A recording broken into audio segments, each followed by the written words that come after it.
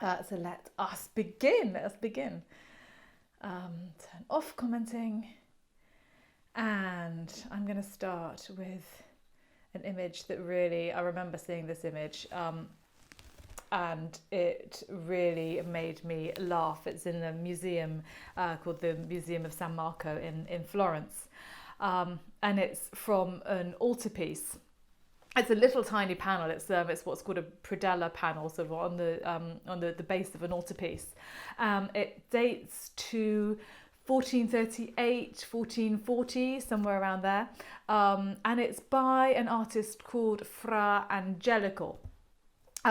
So Father Angelico, the angelic father, who was so called because his work, a lot of it really beautiful and soft, just a very, very lovely aesthetic to his work. And also Fra Angelico was, I think, of a very lovely, soft, peaceful countenance as well. So the angelic father. But can you see what's I don't know whether you probably can't guess what's quite going on, but you can see that there might be a problem with this image, and the gentleman who's asleep might not necessarily be feeling as peaceful as Fra Angelico when he wakes up. So imagine if you will that you are this gentleman. This is a deacon called Justinian, and you have got a bad leg. In fact, it's a really, really bad leg. You don't really know what's the matter with it is. It's probably some kind of cancerous tumour or perhaps some kind of sepsis or something. But your leg is not good, and you're extremely ill, pretty much close to death actually. So you go to bed at night. You're very pious, so you say your prayers and you go to sleep, and you wake up in the morning feeling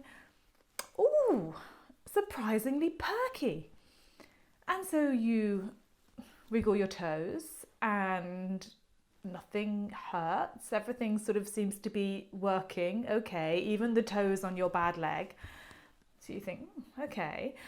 So you swing your legs over the side of the bed and you stand up. And for the first time in absolutely ages, you can stand up without any pain.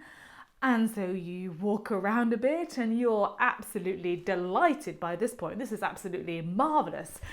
So maybe you just do a little dance around your bedroom because you're thrilled. You seem to have miraculously been cured overnight. And then you want to have a look at your fantastically well limbs. And so you lift up your long white nightgown and whoa, you've got your normal leg, and then you have got a black leg.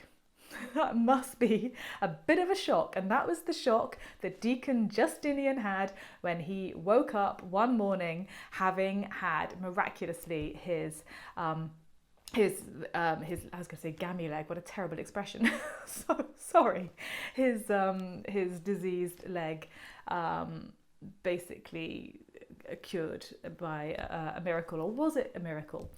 Because there are two saints in this image. One of them is Saint Damien, and one of them is Saint Cosmas. They are, I was going to say interchangeable. That's a little bit rude to twins, but they were twins. And these chaps were known, they were medics, and they were known to carry out medical procedures where they were needed, free of charge.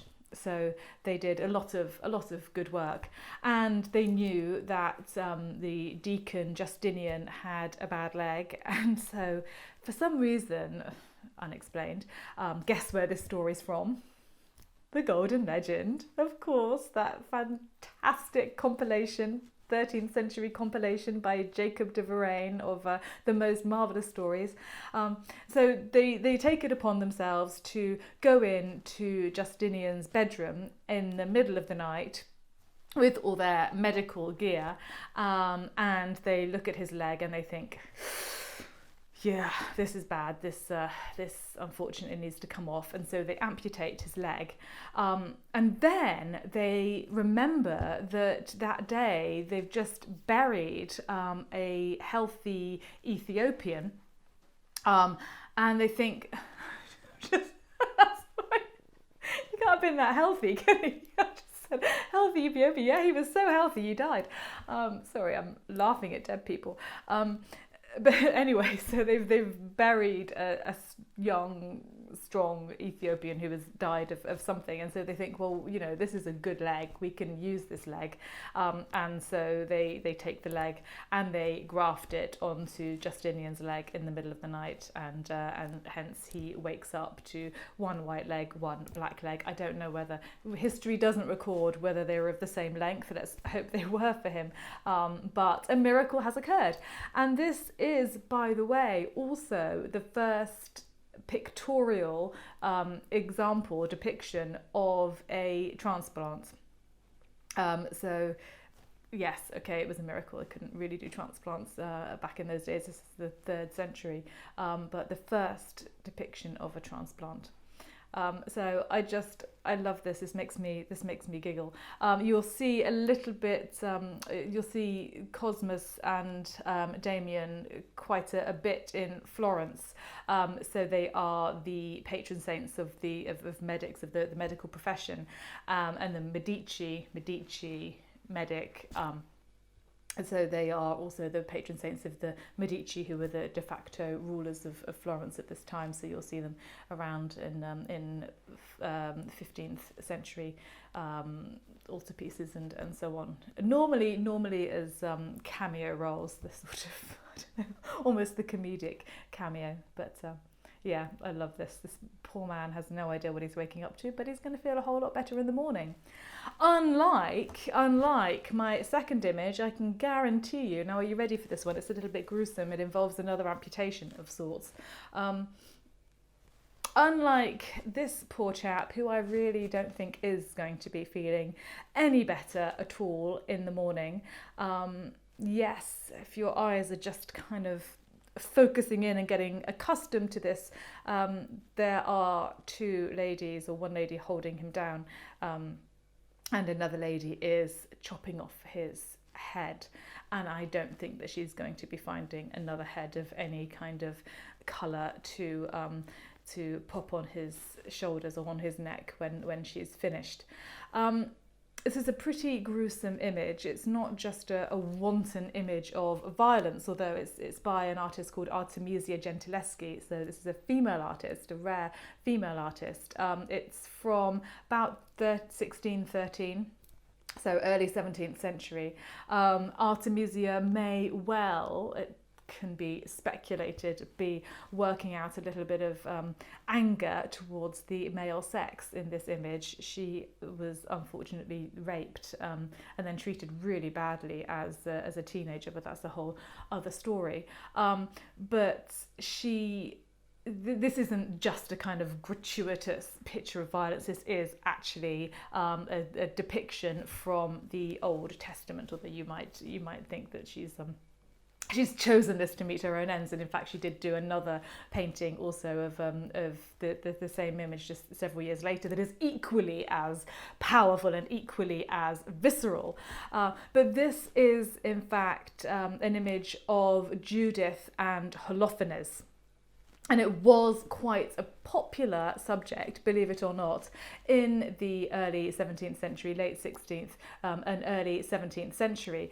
Caravaggio did his version, but you can see it's just like, so his Judith is sort of always a little bit, it's a bit strange here, the way the blood is sort of running out of his neck like a ribbon, and his Judith is sort of a little bit less involved somehow.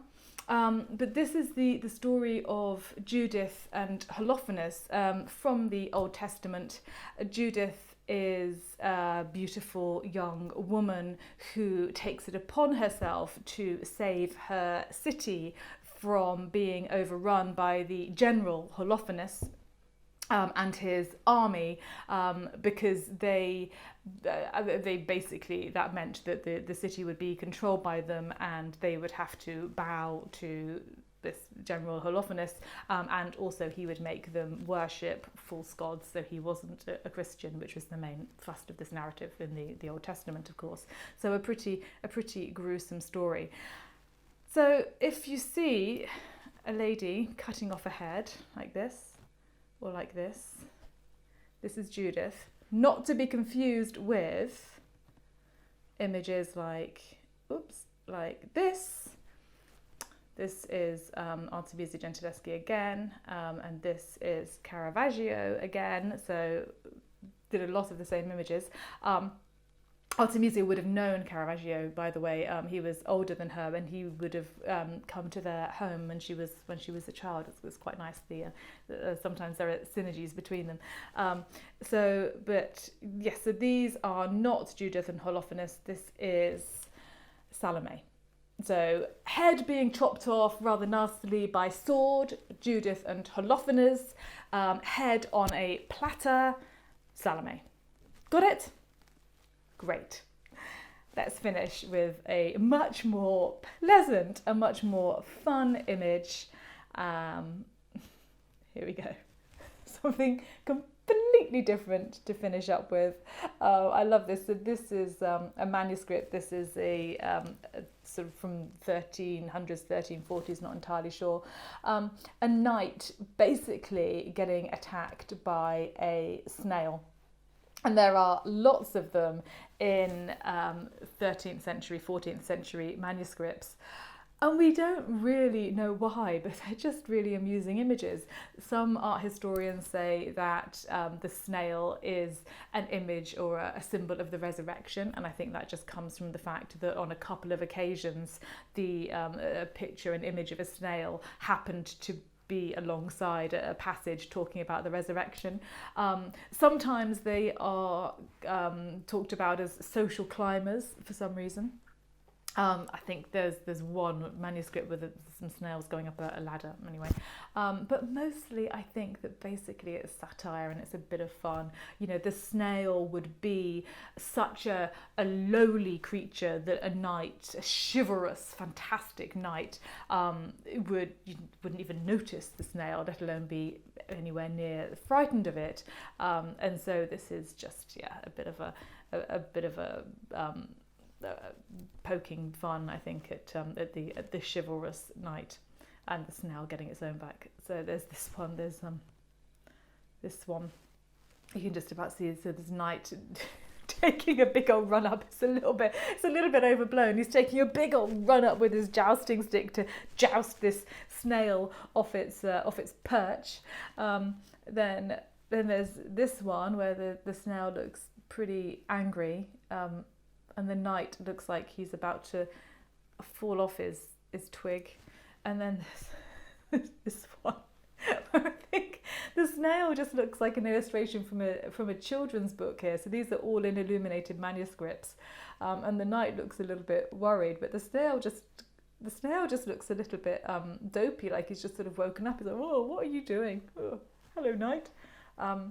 So some crazy images of knights with snails. So the weird and the wonderful. So from a transplanted leg to a rather gruesome beheading, essentially, Old Testament story, to snails and knights having a little fight. There we go. I'm gonna take images off and I'm gonna put comments back on. There we go. I hope you enjoyed that. Oh, hello, Abel. I didn't say hello before. So I'm sure that you're pleased now that you know the difference between Judith and Holofernes and Salome. I'm sure that has been bugging you probably for all lockdown. You're thinking, oh, God, head chopped off by a sword by a woman. What is that? Oh, it's Judith and Holofernes. And then it's Salome. And I don't even know whether you were even aware that there were weird snails, big, terrifying snails in margins. Actually, I've got to tell you, I read something and I was having a look at this. Like, there was a really funny comment that someone wrote. They said, I have no idea how long you've been wondering. I know, you see all these things that you didn't know you needed to know. But one of the comments was hilarious on the sort of a little bit of a feud about snail manuscripts. And it said, possibly medieval Europe was infested by giant, vicious, fast-moving, poison-spitting snails. And it took generations of brave knights to eliminate them. I love that. I was going to go, yes, so there was going to be an Artemisia exhibition at the National Gallery. Maybe I'll do something about Artemisia, but it has been postponed. I hope that, hello, Flower Power Bakery, that's Pam, I think. Hi, Ricky. Yes, I did something a little bit more gruesome for you, so included a bit of Artemisia. Yes, Artemisia exhibition. I don't know when that's coming back. Hopefully next year. Have you seen, by the way, you might not have seen the Titian exhibition at the National Gallery. I don't know how many of you live in London, but the Titian exhibition at the National Gallery is going to be extended. So I don't know when the National Gallery is going to open again, but the Titian exhibition is going to be extended. Yay! And also, I've got some news. I've got some news and I can't remember what it is. My news is that I am going to do a zooming in on Zeus. So I'm going to do a Zoom tour essentially on Friday evening at 6 o'clock, not this Friday, Friday the 5th of June at 6 o'clock. £10. It'll be up on the website tomorrow if you'd like to book. I'll go through 4 paintings. It will be an hour and it will be fun, I hope. More gruesome, please. You are terrible. You are terrible, Adrian. More gruesome. I'm going to try and mix up the gruesome stuff with nice stuff because some people just, it disturbs them on a Thursday morning to see heads being chopped off, weirdly enough. Anyway, have a lovely day, everybody. The next Pepped Up by Paintings curated cocktails and canapes, or curated canapes and cocktails, will be out on Saturday. And yeah, more to come. And Friday the 5th of June at 6 o'clock, I'll be doing a Zoom, and that will be up on my website tomorrow, and I'll promote it on Instagram as well. Have a good day. Bye. Thanks for joining.